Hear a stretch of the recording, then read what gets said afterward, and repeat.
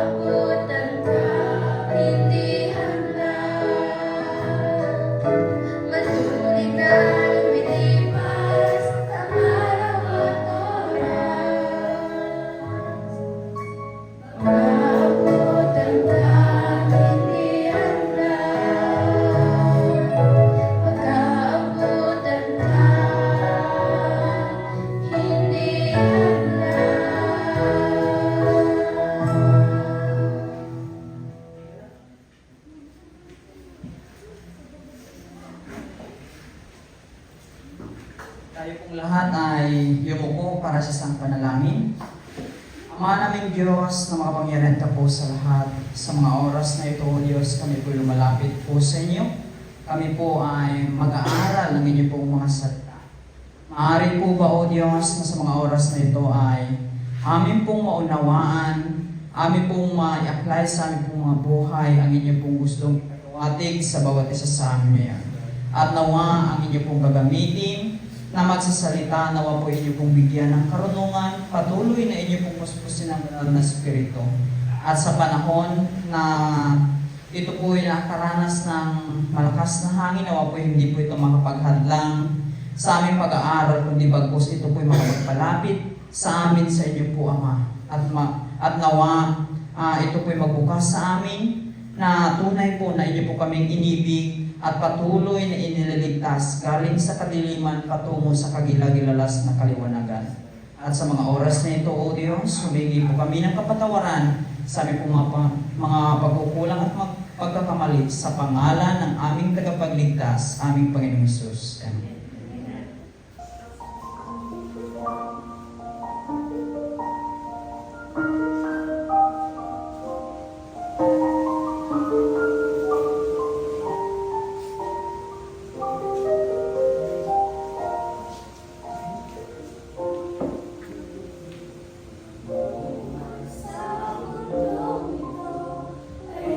Kahirapan, laging naman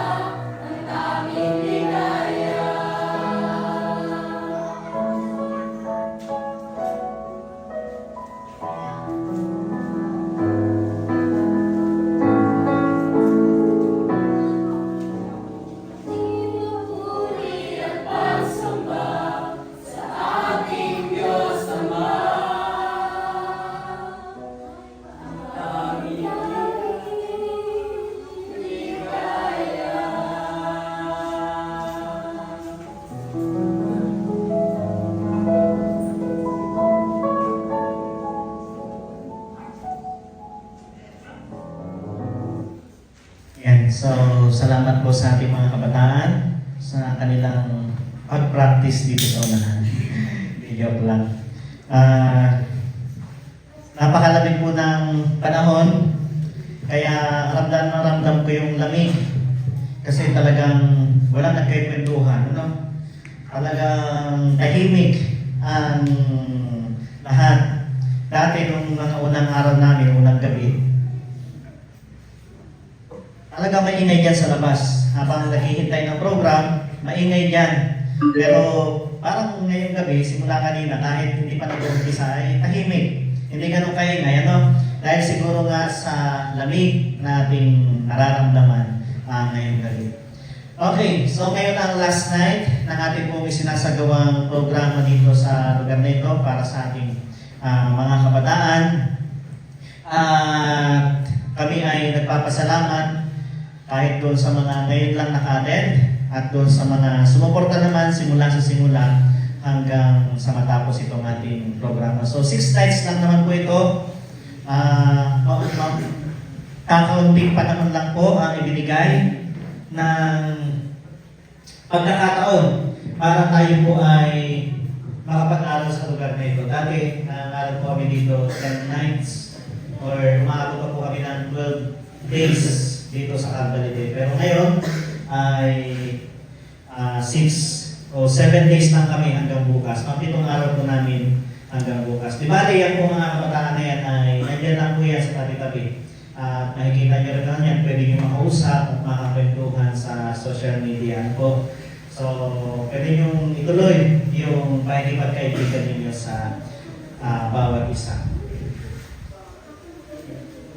Ayan, so tayo po ay nag-usap ng ilang mga payo para po sa ating mga kabataan, higit sa lahat, may kinalaman po sa tinatawag po nating pagpili ng makakapartner o tungkol po sa pag-ibig. Sino nakaka-memorize ng gabi-gabi nating title? Ano ang unang gabi natin? What is? Okay, what is true love? Okay, what is true love? Pwede natin i-define yung what is love, pero ang natin ay what is true love. Ang second night natin, second night? Okay. How to avoid of being broken-hearted. Hindi ang magkasunod.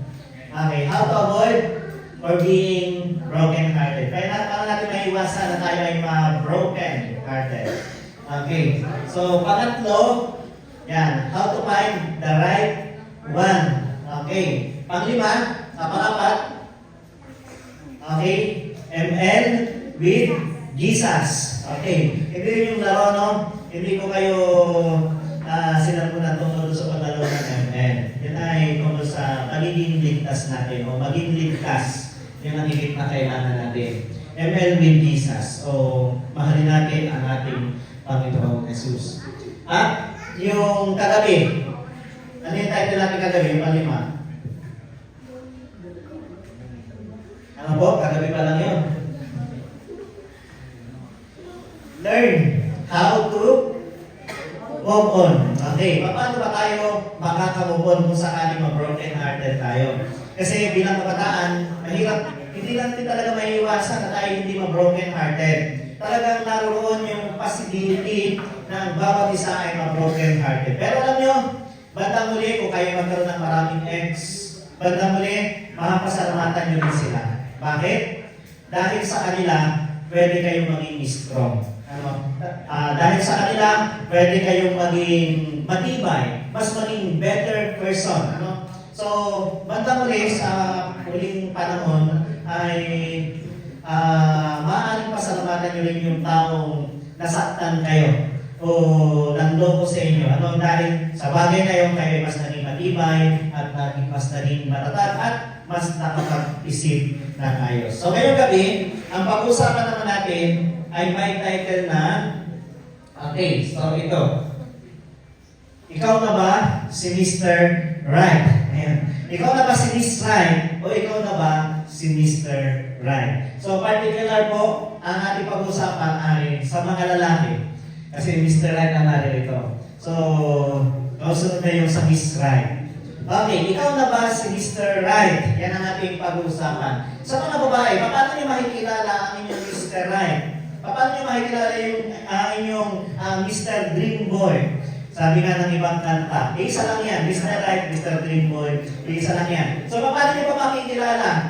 Paano niyo ma-identify na ito na nga si Mr. Right, ito na yung ibinigay ng Panginoon, ito na yung kanyang ito na yung dapat, at ito na talaga yung lalaki na gusto ko makasama habang buhay. So, ang unang palatandaan, may mga katangian na sinasabi ang pag-aaral kung sino si Mr. Right. Okay. Ang una, isang lalaki na, number 1, baka Diyos. Yan. Para malaman natin kung sino ang Mr. Right, dapat, ang una natin titingnan, hindi kong cute na kagaya ni John Paul. Hindi kong cute na, hindi yung gwapo na kagaya ni Mel Boy, hindi agad ganon. Tingnan natin kung makadiyos ba si John Paul o makadiyos si Benjo. Mahalaga yun, mahalaga yan. Para malaman natin. Hindi naman ibig sabihin na yung mga tao hindi makadiyos ay hindi na masamang tao na. Hindi po ganon. Dito, pinag-usapan na natin yung talagang Mr. Right. O, titig sa ating topic ngayong gabi. Yan. Makadiyos, yan po ang unang titignan natin sa isang lalaki. Pangalawa, okay, kung alisin natin yung pagiging makadiyos, pero yan kasi yung isang katangian. Kung magpapayo kami sa aming mga kabataan, yan ang number 1 payo namin makadiyos. So, hindi naman lahat ng lalaki makadiyos. Hindi naman ibig sabihin na masama na sila. Hindi naman gano'n. Pwede dito magsimula sa number 2. Ano yung number 2? May prinsipyo at pangarap sa buhay. Okay. At least yung inyong hahanapin, maprinsipyo siya. May pangarap siya sa buhay. Hindi yung nag-aaral pa lang, ay gusto ng kung ano nang pinagagawa sa inyo. Hindi pwede gano'n. Yung hindi ka patapos sa pag-aaral, nag-aaral pa lang, ay gusto ka ng hikuan. So masama yun. Hindi dapat gano'n. Ang sabi nito ay, may prinsipyo at pangarap sa buhay. Okay. So yan ang pangalawa, no? Una makadiyos, pangalawa, may prinsipyo at may pangarap sa buhay. Yung talagang tutulungan ka na maabot yung iyong pangarap. Okay. So, meron din ako mga nakarelasyon noon na nakatulong sa akin para may makapagtapos ng pag-aaral. Kasi nung time na wala akong pera, nakakalinya ako sa kanila. Nakakapagsabi ako sa kanila. Sa time na yun, sila naman yung karelasyon ko. Wala namang masama doon. So, may mga ganun pangyayari, ano? Pero hindi pa rin kami ang nagkatuluyan. Pero kahit pa paano, ginamit ng Panginoon na ako ay makapag-aral sa ilang mga stage ng baitang at ginamit din ng Diyos para ako mas maging better person. Okay. So yan, may prinsipyo at pangarap sa buhay. Huwag yung aasawahin ka agad, hindi ka pa naman tapos sa pag-aaral. Mahirap kainin yung pag-ibig. Mahirap kainin yun, yung pag-ibig. Talagang, kailangan niya talaga ng makakain araw-araw. Kaya, at yung pagkain araw-araw sa tahanan, pinag-aawain niya ng mag-asawa. Kaya, dapat ay makapagtapos talaga ng pag-aaral ang inyong hahanapin lalaki sa mga babae may prinsipyo at pangarap sa buhay. Pangatlo, responsible. Hindi yung isang lalaki na tamad. Hindi yung isang lalaki na wala man lang kaplano-plano sa buhay. Responsible. Ano po? Na kung ikaw ay kasintahan, kung niligawan ka, kung siya ang pumasok sa iyong buhay, dapat ay may time siya sa'yo. At kung ikaw naman ay busy sa pag-aaral, at least mauunawaan ka niya. Hindi yung busy ka sa pag-aaral, iisipin na may kagat na iba. Hindi, wag sa ganong klase ng lalaki, no? Dapat responsible yan. Kung kayo nagkatuluyan, at least talagang naghahanap buhay siya. Okay, ang pang-apat, hanggat maaari naman, maganda ito. Kung talaga kami magpapayo sa mga kabataan namin, ito yung may papayo ko. At least, walang bisyo na alak, sugan, at sigarilyo. Okay, so katangian ang tinatawag natin Mr. Right. Okay, panglima, marunong makontento. Okay. So, yun yung mga katangian. Ano po? Na tinatawag natin Mr. Right. At panganin, dahil ito ay kadalasan din pinag-aawayan, at least, mature siya. Yan. Kasi yung pagiging immature, pinag-aawayan yan. Pagka immature din yung kapartner, pinag-aawayan madalas na mag-partner. Kaya at least mature man lang. Hindi naman yung nahanapin ng mga babae, kayo ay 16 pa lang, hahanap na kayo ng 42 years old. Hindi naman gano'n, ano? Kayo ay 18 pa lang, pero yung nahanap nyo yan, nasa 40s na. Huwag naman gano'n. Matured lang. Hindi naman ibig sabihin na bata-bata pa yung edad ay hindi na matured. Hanap na kayo ng taong matured. So yun yung mga katangian na tinatawag natin Mr. Right. So sa mga babae, halimbawa, nakapag-asawa kayo, no? Nung kayo makapag-asawa, ganito yung kanyang ganyan yung kanyang naging kalagayan. Oh, Mr. Right ba yan? Yan. So, pag araw-araw ay ganyan. Lasing, araw-araw. So, masasabi natin Mr. Right, kaya yan, responsible kaya yan. Okay, so, kaya dapat maging matalino sa pagpili. Ano? At least, yung mga payo na narito, yun yung standard na basihan natin kung tayo ay pipili. So, huwag yan. Kasi, unang-una, ayaw ng Diyos. Okay. Hindi ka ng Biblia, ayaw.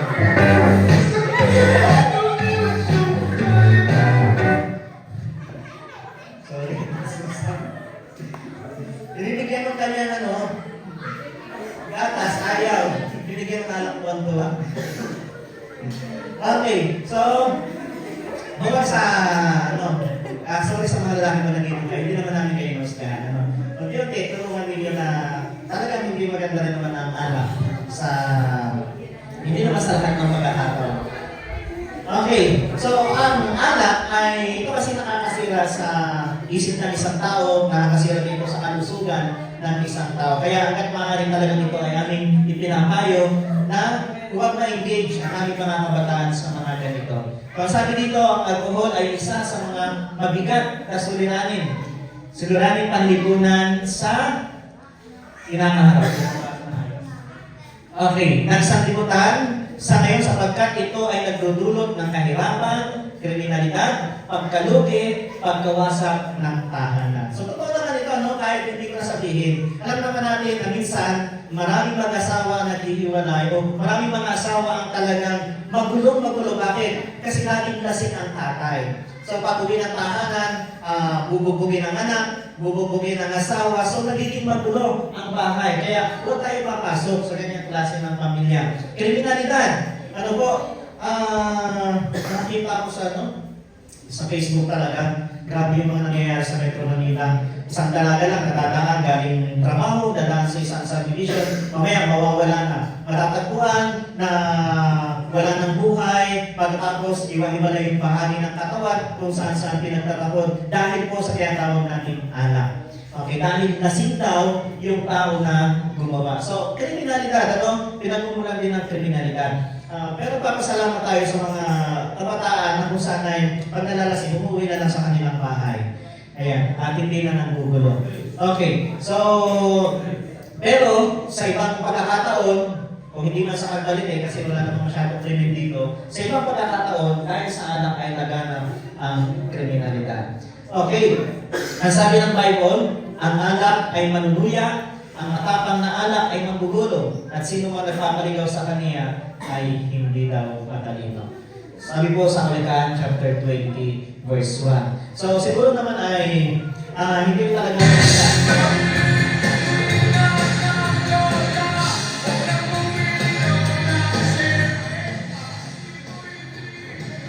okay. So nandiyan niyo asawa niyo yan. Ganyan ang nangyayari. Susunduin niyo kung saan. Yung pala ay pasuray-suray na.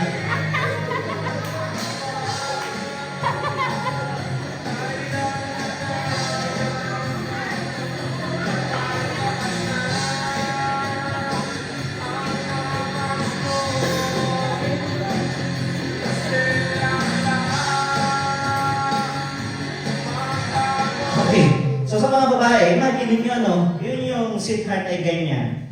Okay, ano kaya ang inyong mararamdaman? So unang-una, hindi siya maganda kahit sa paningin ng ibang tao. Na pasuray-suray, ganyan. Ito, sa mga binata, hindi ko nakakita na ganito. Malimitan talaga dito sa mga tatay na. Okay, so, ayan. Ang sabi sa Bible, sa 1 Corinthians chapter 6, verse 9 and 10. O hindi ba ninyo nalalaman ang mga ligo ay hindi magsisipagmana ng kaharian ng Diyos? Sino-sino yun?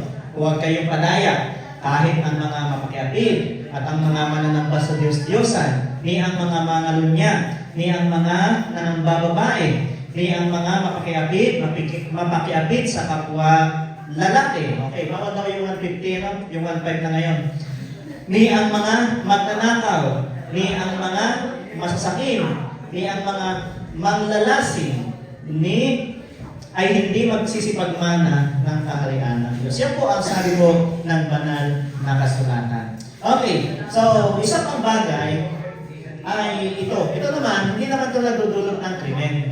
Kaya lang nagdudulot ng maagang kamatayan. Ano po ang paninigarilyo? Kasi napakarami niyang lason na kung saan ay marami siyang content na lason na nakamamatay. Ito na lang ay isipin natin. Halimbawa, baka kayo mabyuda kahit yung asawa ninyo may bisyo, di ba? So hindi siya maganda. Nakakalason lang naman siya, hindi siya maganda sa kalusugan, pero hindi siya nagdudulot ng tinatawag nating krimen.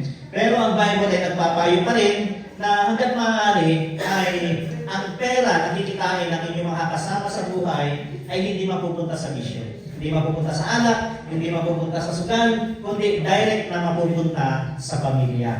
Yan kasi yung sinasabi ng banal na kasulatan. Dahil kasi kayo sa ngayon sa pag-aaral ay ganito.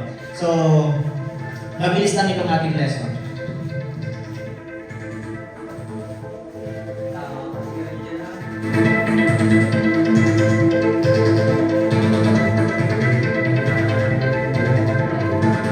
Pag-usapan na natin ang isang bagay na alam na ng lahat.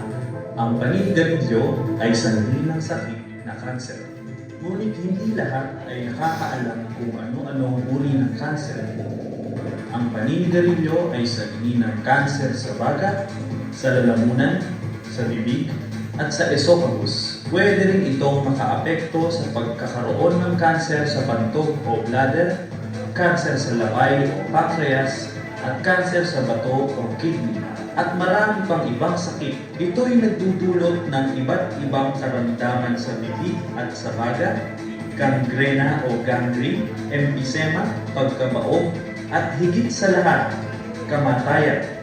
Kamatayang epekto ng 4,700 kemikal na nakalalason mula sa isang pirasong sigarilyo.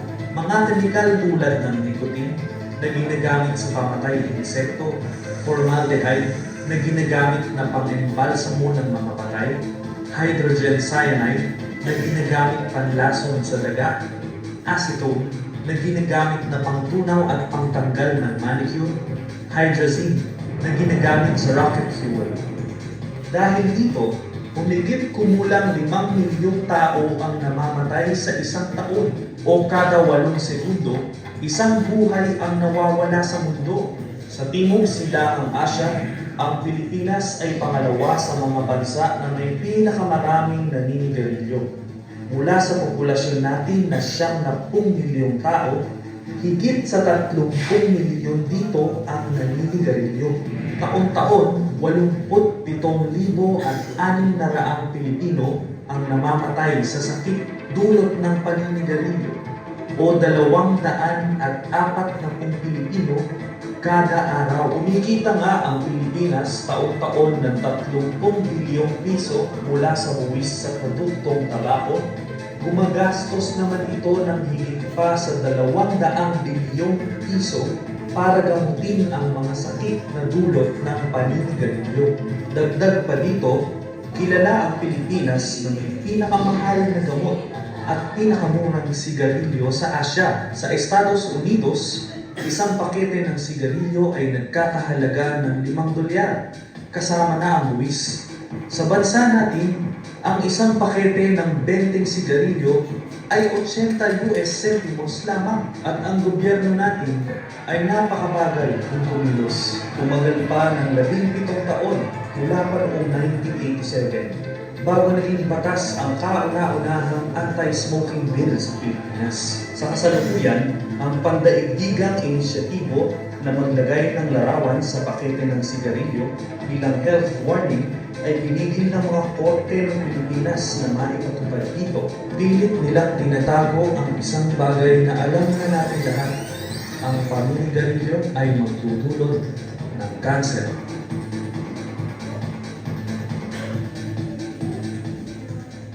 Okay, So sa mga kabataan natin ito, kami nagpapasalamat na kayo natin ito ngayong gabi. Alam nyo, ang barkada ko ay kagaya ninyo nung ako ay tinatawag. Apprentice na po ako, pero ang tawag sa aming grupo ay sunog baga.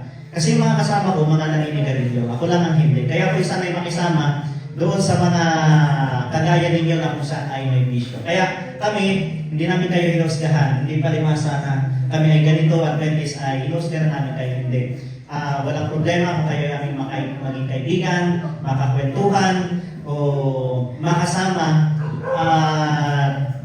Dahil kami ay, ako personally ay sanay na ang aking po mga kasama nung ako ay binata ay mga kagaya ninyo. So sila, hindi ko hinusgahan. Hindi ko sila laging hinusgahan sa kanilang ginagawa. Yun nga, kasama na ako sa tinatawag na sa grupo namin na sunog baga. Ngayon ko lang naintindihan na kaya pala sunog baga, baga pala yung masusunog pag tayo ay naninigarilyo. Ano? So yun pala ang nangyayari. Okay, so yan po ang dahilan. Ang dahilan na kung bakit ang mga kabataan namin ay hindi naninigarilyo. Pinapayo namin na huwag yan gawin dahil yan po yung nakakasira ng kalusugan. So sa kauli-ulihan, ito po ang payo ng ating pong Panginoon sa bawat isa sa Isaiah chapter 55 verse 7. By the way, huwag kayong may ilang sa amin kung kayo ay halimbawa madadaanan namin na naninigarilyo o kaya naman ay nagiinom. Hindi lang kayo, hindi naman namin kayo husgahan sa bagay. Huwag kayong mailaw, huwag kayong itatago dahil wala kami pakialam kung ano ang gawin ninyo sa inyong buhay. Buhay niyo yan. Hindi yan sa amin, hindi namin yan pinapakialaman. Kung anong desisyon nyo sa inyong mga sarili, nasa sa inyo yan. Hindi kami judgmental na tao na kung pinakikita kayo gano'n ay husgahan namin kayo. Hindi kami ganon, okay? So kung mas maganda yung normal, ano? Kung hindi niya maalis, walang problema at mas mapangit tingnan kung itatago, ano? Kasi yung mga, ano namin, mga bagong kabataan na nabinyagan dito sa San Miguel, ay ano, pag naninigarilyo yung tinatago kasi alam nila na pinagbabawal namin. Pero hindi ganon. Ano, kung sila may struggle, kung sila may kahinaan, kahit sila tumanggap na sa Panginoon, ay ano, totoo dapat mas maganda kung magsasabi sila sa amin para matulungan namin kung paano may iwasan nyo. Kaysa yung ililihim mo itatago dahil hindi naman kami ang Diyos. Hindi naman kami ang Diyos na dapat pagtaguan ng ganyang bagay. Kundi dapat mas mahiya tayo sa Diyos kaysa sa mga pastor o kaysa sa mga kabataan na kung saan ay active sa paglilingkod sa ating Panginoon. So dito sa Isaiah chapter 55 verse 7, masahin dito, lisanin ng masama ang kaniyang lakad at ng ligo ang kaniyang mga pag-iisip at manumbalik siya sa Panginoon. So ito po ang payo po sa atin, kung kaya natin magbago, kung kaya natin ipasakop ang ating buhay sa ating Panginoon, kung kaya nating lisanin o tanggihan ang datihan nating pagkatao at ipasakop ito sa ating Panginoon, mas maganda kung ito po ay atin po magagawa. So mamaya, akin pong ipinapaalala muli. Ito po ang pangatlong gabi na akin pong ipinapaalala sa atin na bukas po ng tanghali ay may mga tao na tatanggap sa atin pong Panginoon sa pamagitan po ng bautismo. Sila po ay maglilinis ng kanilang mga kasalanan. Ipapasakop ang kanilang buhay sa atin pong Panginoon. Kaya yung aming pong mga kabataan mamaya, pagkatapos habang tayo nagmimerienda ay maaaring kayo ay tanungin, maaaring kayo ay apilan kung gusto niyong tanggapin ang ating pong Panginoon. So huwag kayong mahihiya. Hindi namin kayo pinipilit, huwag kayong mahihiya tumanggi. At kung gusto naman po ninyo, ay huwag rin po kayong mahihiya na kayo po ay magsasabi. Kaya, ang payo po sa atin, lisanin natin ang ating pong mga masamang lakad kung gusto nating maligtas at makarating sa langit at tayo ay maglingkod sa ating Panginoon. So hanggang dito na lamang atin po makapakinggan ang mensahe ng isang.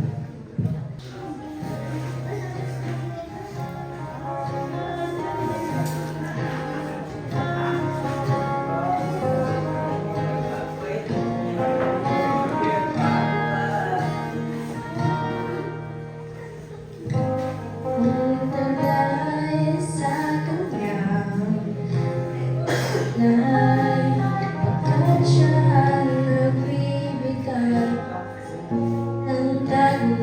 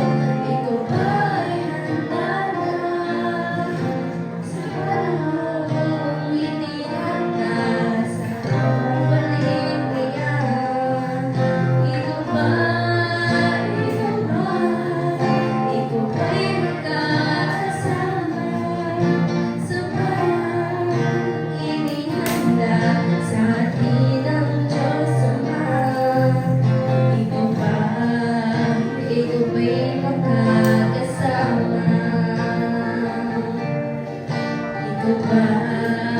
Ikaw ba'y makakasama?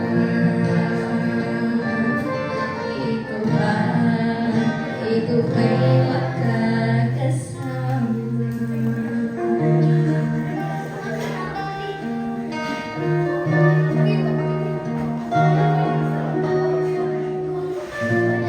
Ay po lahat ay tumayo para sa isang panalangin. Ama naming Diyos, ang makapangyarihan sa lahat. Maraming salamat po sa pagkakataon ito na kami po ay inyong nalalahanan. Sa mga kalalakihan po namin na narito, aking pong dinadalangin na sana po ay maabot nila ang katangian ng pagiging isang Mr. Right upang ang mga magiging kapartner po nila na kababaihan pagdating ng panahon ay hindi po magsisi na sila ang makakasama nila sa buhay. Kaya dalangin po namin, Panginoon, na bawat isa ay patuloy niyong paalalahanan at bigyan ng kaalaman mula dyan sa inyo upang ang aming po mga desisyon ay isang-ayon lamang maging kaayon sa inyo pong banal na kalooban.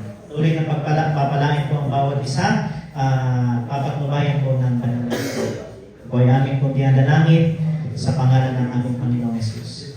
Amen.